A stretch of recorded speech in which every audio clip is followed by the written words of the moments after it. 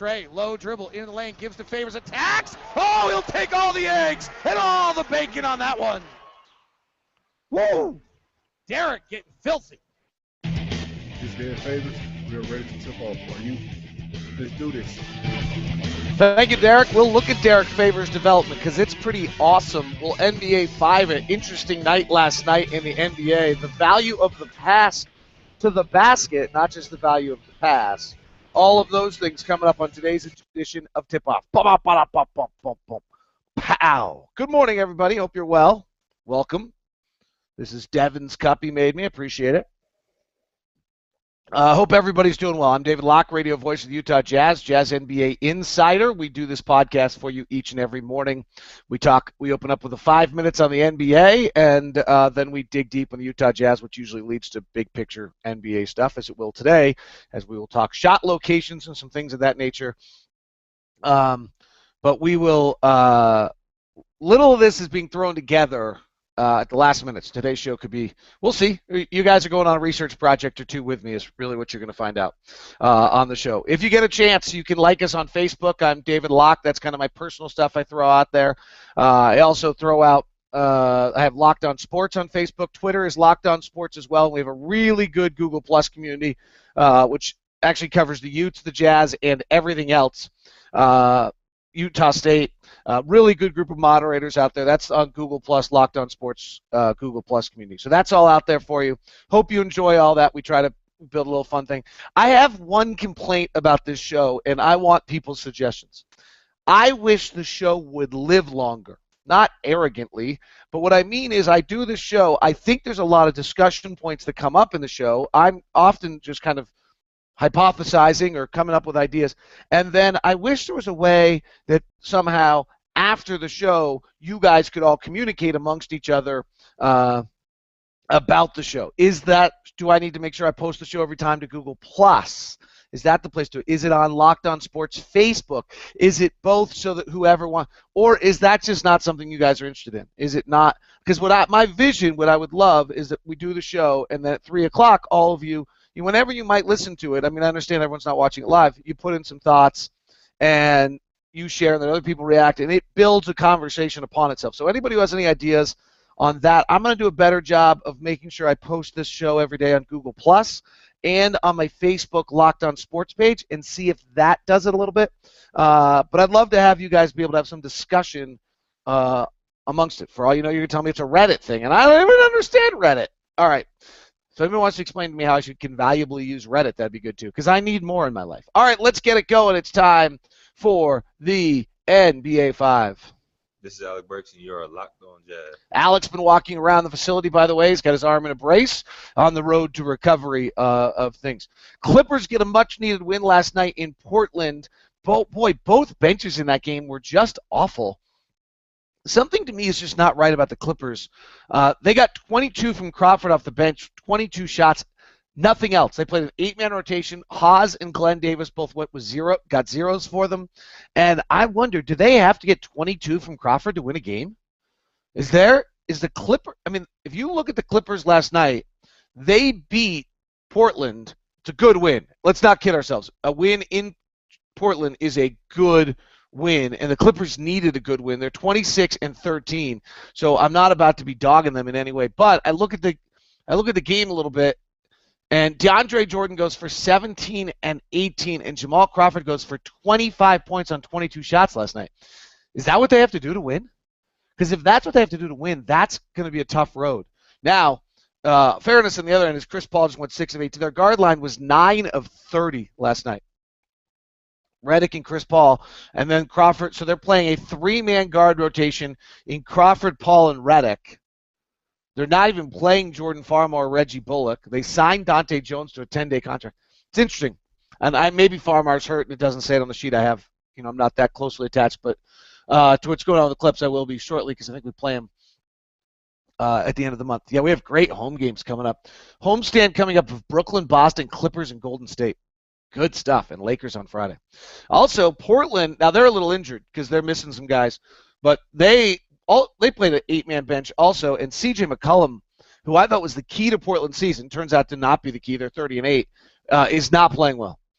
C.J. McCollum is at 35% shooting, and a little discouraging because he's 23 years old. So he's not, he's came out of Lehigh with pretty well formed, and 2 years into, he is not putting together. And Steve Blake is shooting 36.5%, which shouldn't surprise anybody, by the way, because Blake has shot below 40% in 4 of his last 5 seasons. I don't know why anybody expected anything else. So their bench is really thin. Interesting to see as these teams go through the gauntlet here and start playing more and more Western Conference teams, how they hold up. Over to the East, great win by the Wizards. Now they've got actually just enough bench, it looks like, and their starting 5, they're worth keeping an eye on. They're starting. I know everybody just ignores Atlanta. We're just like every day, like, who else can we pick other than Atlanta? Atlanta's 31-8. They're like running away. They've won 10 in a row. They're 4 games up in the East. Let's talk about Washington. But Washington's worth taking note of. Their starting 5 is the second best 5-man unit in the Eastern Conference, and Paul Pierce is playing well. 13 points, 4 rebounds, 2 assists, 46%, 39 from 3, 80% from the free throw line. Very impressive. Chicago slips again. They're not playing well. It's almost like we have become Barometer University. The way I used to think BYU is, if we beat you, something's not quite right.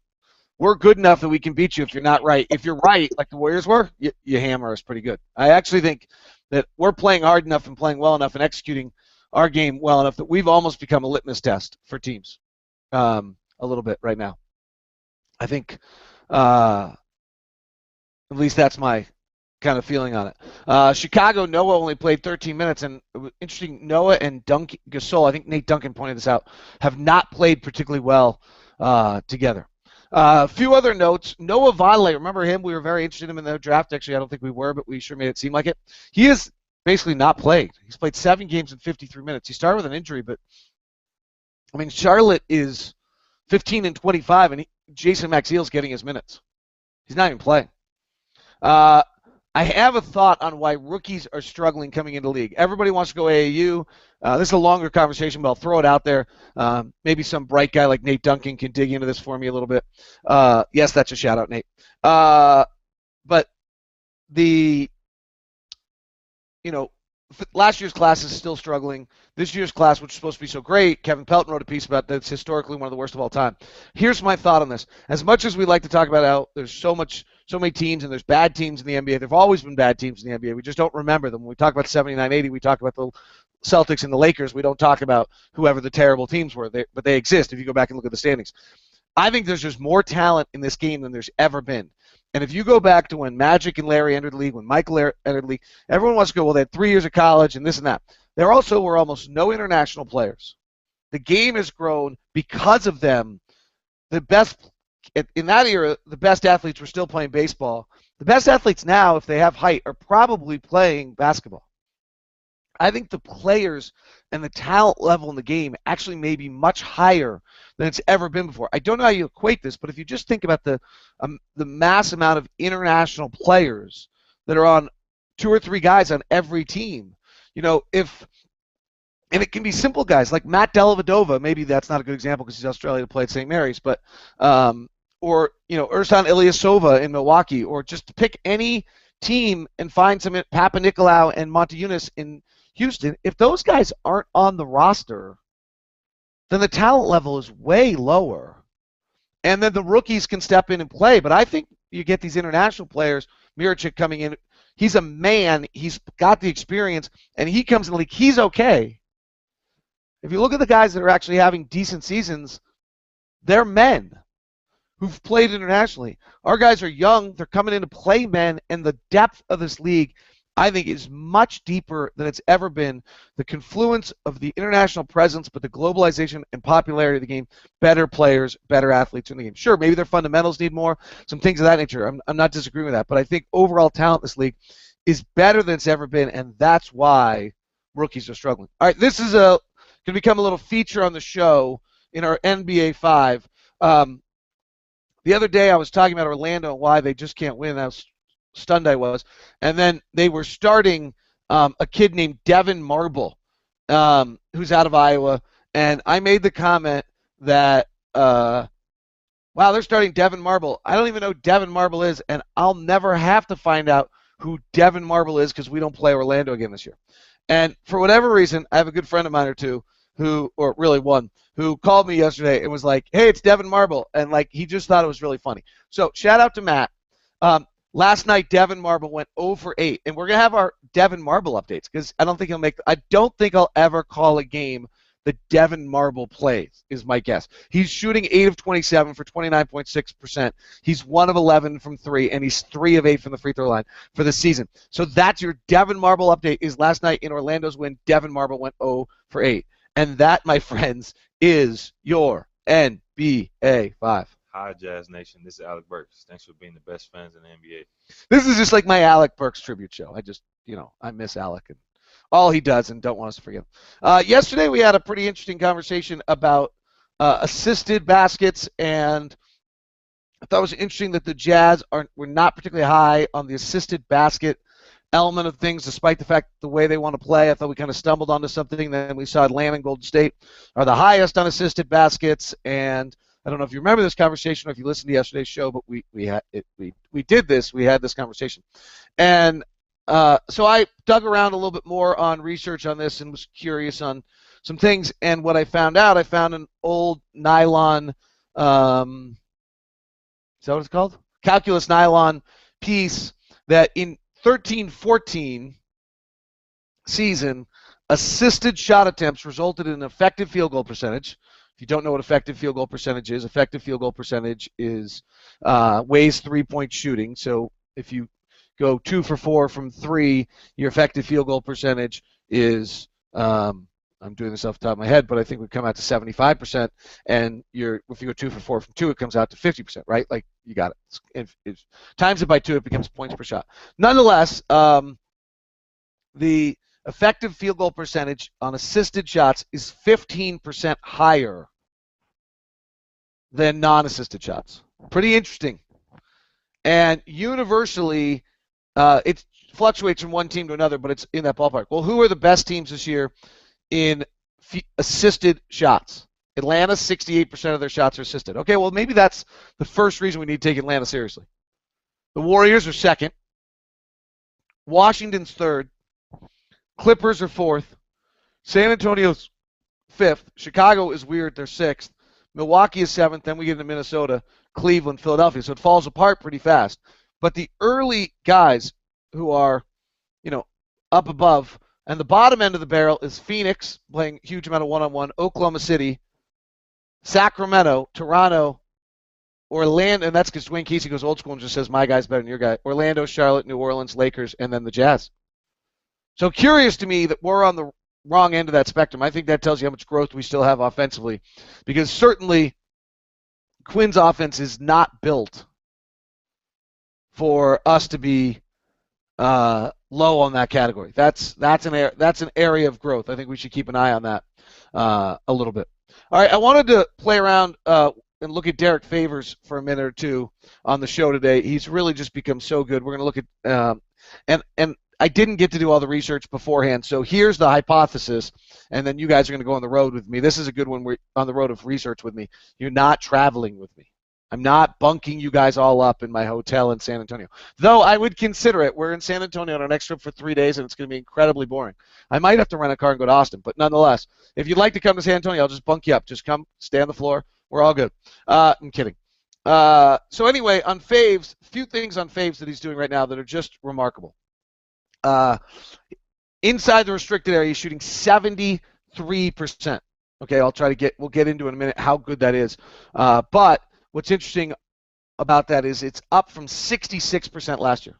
It's really 72.4 is up from 66% from last year. Inside 5 feet, he's at 69.4. He's dropped a tiny bit there, but I mean those are very high numbers. I'll show this to you in a minute. We'll probably have to do some searches and things. His mid-range shooting is at 40.2%. He has taken 112 mid-range shots. He has made 45. Put this in perspective. He made 54 all of last year. He made 36 all the year before that. He made 21 the year before that. He's going to make more mid-range shots this year than he did the last 3 years combined. So it's not as though his percentage has gone up while his game has decreased. In addition, last year he made 31%. The year prior he made 31%. The year prior he made 29%. The year prior to that he made 29%. Favors is making 40% of his mid-range jumpers. His 16 to 24 footer, which he's taken 51 of, it's a little different range, it's a little further out. 51 of those shots, he's made 43% of those. If you actually zero in a little bit different, plus 15 feet, which I actually think is kind of a value. He's 32 of 72 this year from plus 15 feet. This is an incredible, he's plus 15, actually, I'm going to put this into my notes. 15 plus, he is 44%, 31 of 72 is I think I would have just said. Contrast that to last year, he was 24 of 86. Last year, he was 27.9%. Again, what's incredible, if you just heard me correctly, and if I did the math right, last year he made 24 field goals. We're doing this together, by the way. He made 24 field goals of 15 or more feet last year for the entire year. This year, and you'll see this tweet later if I'm right on this, I think Favors, I just said, has made 31. We're not at the halfway point. The development of this is, he's made 32 field goals of 15 or more. Last year he made only 15. Or excuse me, last year he made 24. He's shooting 44% 15 plus feet. Last year he shot 27.9. Incredible. He's 23 years old. He is really bursting on the scene. It's awesome. Now let's play along a little bit, because I think part of what's happened is he's playing, here's my hypothesis, he's playing, if you took the international lane trapezoidally up, that's how he's playing. Last year, he played on the baselines. That's my belief of what's happened here. So we're going to play around a little bit. We're probably going to have to take some notes together. I expect you to have your pen and papers out. I expect you to be ready for this. There's a test tomorrow. None of the stuff like my son the other day who didn't know about his test. Can't have that. He's awesome. He's the greatest kid in the world. It was a very unusual moment. This is his shot distribution. Yes, I know you're only getting half this page. This is his shot distribution for this season, I think. Yes. And it's not what I suspected, actually. It's really not. So he's taking, but we'll see. Maybe we're going to find out. Initial step of research, this is certainly not what I anticipated seeing. So right around the top of the key, he's taking 7% of his shots. Left block, mid-range left block, he's at 11%. Right side, he's at 6%. We kind of knew he was a left block player. In the paint, he's around taking 68.4% of his shots. And around the outside, there's not a great, it's about 1 or 2% of all the same stuff. If you're interested just in how he's performing, this is where he's performing. So interesting. Is this last year? This feels like this should be last year. What do I have here? This is last year. Okay. All right, this is making some sense. This is last year's numbers, right? Because shot distribution is 700 and something shots. I love it when a plan comes together. So this is last year. This is exactly what I would have thought last year looks like. Everything's over on the left block. Heavy 11% of his plays are there. Very little up top. Okay, this makes a little bit more sense to me. And here's how he shot. Okay, so this was his shooting last year. Now, to Ty's system, maybe this is why he didn't shoot very up there. He didn't shoot this shot particularly well, and he was more efficient in those areas. All right, so we just have looked at what we wanted to there. Now you got my ugly mug back. Let's go back to that. Let's change the year, and let's look at the 424 shots of this year.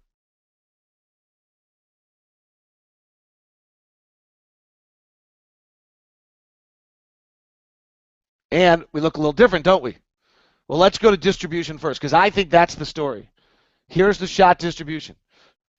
Exactly as I hypothesized. I love it. So in the middle of the paint, he's gone from 68 to 64%. That's fine, because I think if we dug into restricted area, which I can do, you'd see more. Instead of 11% of his shots coming from that mid-block left, he's over at 6%. Now, instead of 7% of his shots straight away, 11.5%, and 4% above that. And remember, there was nothing above 2%. Instead, you kind of have it. And there you can see it. There's been a noticeable, I love it when a plan comes together, a noticeable shift from 11% of his shots coming in that mid-block left down to 5.96%, switching that over to working from the top, and then he's driving off that jump shot. Now let's see how he's shooting. And look at that. 10 of 16 on that top of the key jumper. Still down at 32%. Not great from either blocks. We've moved him off that. He's better on the right, a little bit on the right. There's not a lot of shots, but look at this. This is where almost all of them are coming. Look at this distribution right here. It's nice to see. Then if we go in basic zone it, you can't see it as well, but look at that, 72.2% in the restricted area by Faves. 40% overall. I like this. I like the other, and you can see that 52% of his shots are coming in the restricted area. But I got to admit, I like this better. And if we look at the shots, I don't know what that tells you. Probably nothing. But love that. Exactly what I kind of suspected to see happening and taking place there from Faith. So a little bit of a plan comes together. How good is this? Let's go on part 2 of this research project.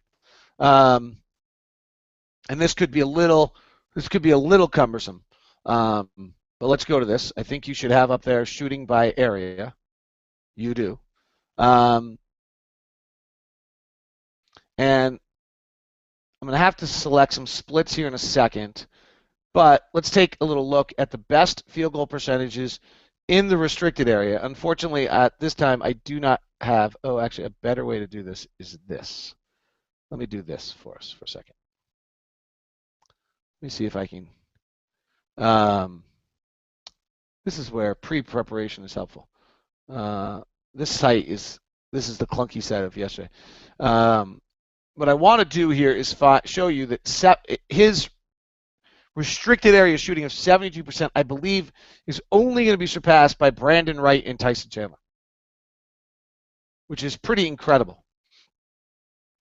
He's really at 6'10", too, and a major focus of scouting reports, not a secondary guy. That jumps out to me as a pretty remarkable piece of the puzzle. It is not letting me seemingly do what I want to do, which is too bad. Not sure why it's being clunky, but I think that's what you would find from the time which I've looked at it in the past. If we just scan down and play a little bit here and look for, here's, by the way, certain things. Monte Ellis, 57% for a guard, is out of this world. Here's Gortat at 72%, and we said, what would we say, Favors is at 72%. So if we just do a quick scan here, this is going to be a lengthy list, and then some other pages. He's at 72. Gortat's at 72. Duncan at 65%. But for whatever reason, this site is not allowing me to do a single thing to it right now in any way at all. It will not allow me to download it as a spreadsheet, which I usually can do, and then pull up stats. It won't let me sort by field goal percentage right now. It just won't do anything. It's gone! That's the way to deal with that. Let's see if I quickly load it up again, if we can have any progress here. Doubt it. This is the backside site of the NBA.com that they don't use anymore, that I like much better than the regular site that I have access to that not everybody else does, or media has, or I might be the only person to ever save the password for it, and so I like it because I think it gives me what I want. But it's not doing that right now, and I'm close to having to jump here, so let me quickly go answer some questions from you, because I've got to get to somewhere by 8 o'clock this morning. Ray, long-time listener, first-time question asker. Really appreciate the insight, especially from being Sydney. Oh, I love it, mate. Where do you forecast Rudy's market worth to be when off contract, and when you are uploading Getting to Know Slow-Mo Joe? Cheers, mates. You know what? I need to upload that. You're absolutely right. So I will do that here for you shortly. I got to dig it out. And I think Rudy's going to be close to a max player. Roy Hibbert was. Tyson Chandler got a lot of money. Rudy's going to get paid. Huge money. Though it's interesting what's going on in the league, by the way. There's a bunch of these guys suddenly coming. Hassan Whiteside suddenly becoming valuable. John Henson suddenly playing well as a rim protector. Like, it's interesting. I wonder if there's something going on with the defensive schemes that being a rim protector is easier than it once was. From good old Angie. We haven't seen Angie in a while. This random question about your call when he'll take all the eggs and bacons. Is that a Parks and Rec Ron Swanson inspired? Yes, absolutely. One of my really good friends is was actually coming to stay with us tonight. Is the executive producer for Parks and Rec, and so it started one day on his chairlift. I was like, all right, what can I use? And we started talking about it, and Ron Swanson's eggs and bacons, and then I liked it. So that's where that is. There's a phrase they use when they go on their Aziz Ansari shopping sprees on Parks and Rec, and I'm thinking about trying to bring that one in. I have it written down. I can't think of what it is right now. Another Angie. When Rodney is healthy again, do you think he'll be back in the starting lineup? Do you think he'll develop better coming off the bench? Kind of like Slow-Mo Joe getting the start despite lack of shooting. I personally like Rodney coming off the bench. I think the starting role is too much. I thought it looked a little overwhelming. But, what we do in the last 25 games of the season may be different from what we do in the next 25, would be the only thing I would add on that.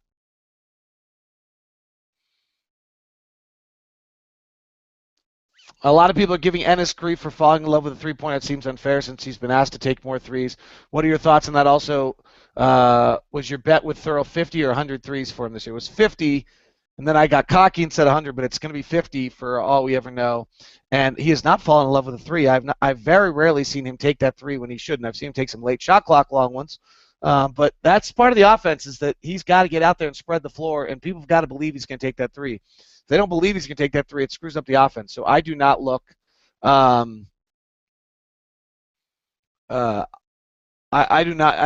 if that's a criticism of Ennis, that's a completely unfair criticism. Exum looks too passive. Is he not attacking the rim, or the coach's staff is telling him to be more aggressive? I think they're telling him to be more aggressive. I just think they want him to play harder every possession. I think there's an element where he's never had to play really, really hard in his life because he's so good and so talented, and now they'd like him to play harder and exert his will on the game a little bit more than he is. We'll see if he can do that. Does Favors playing with Gobert take some burden off Favors, allows him to be less fatigued and take advantage of matchups he has against other foremen? Legitimate possibility, question, thought, possible. Yes. Chance. I think it makes some sense. Might also fatigue him more, making him run around guarding stretch fours. So that's the other side of it. All right, I'm going to quickly run because I do have to be somewhere at 8. My wife is waiting for me there. As the season progresses, we have seen Favors take huge steps forward on the offensive end. Could this be anything to do with practicing with Rudy, one of the league's rim protectors?